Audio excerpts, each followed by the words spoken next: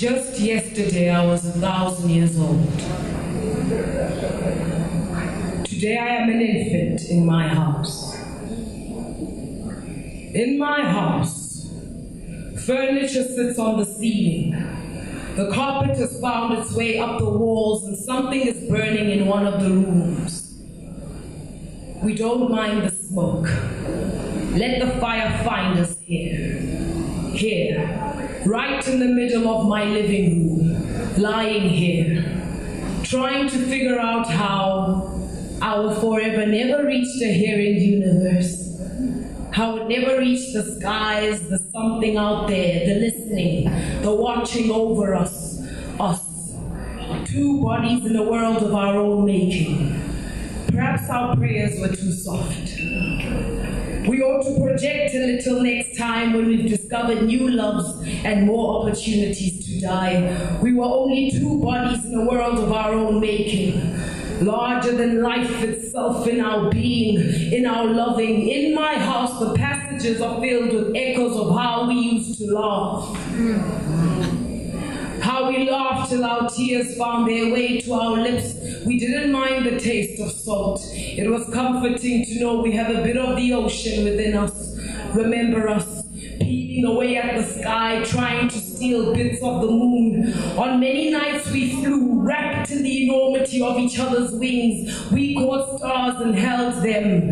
They turned to dust between our palms. We weren't afraid to test the theory of stardust, man's placement in the cosmos, this time thing, this change thing, indeed this time thing. We witnessed evolution in my house.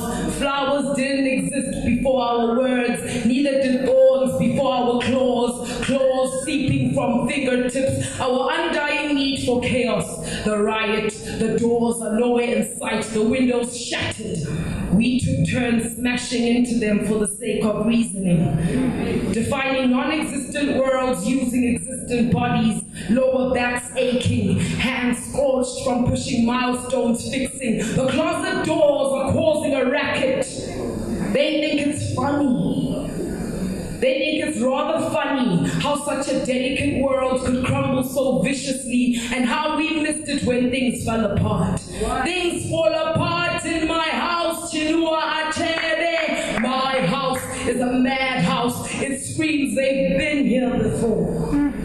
Animals, laughing, weeping, human-like figures in my house. Fragmented tableaus right in the middle of my living room. We tried to gather ourselves every time pieces of us hit the floor, but broken pieces tend to scatter, you see. Oh.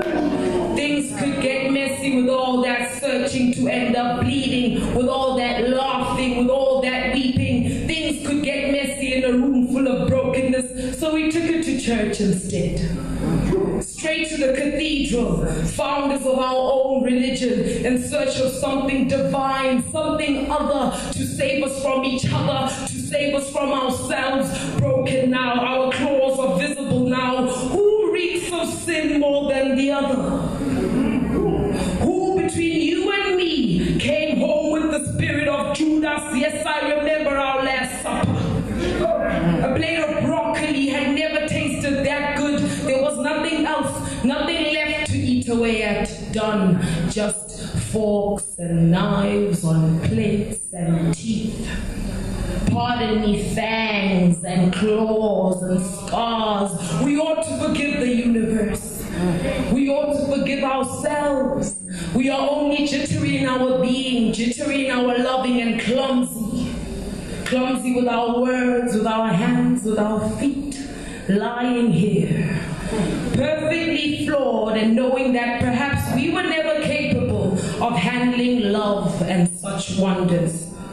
This morning I woke up and I put on all my tears.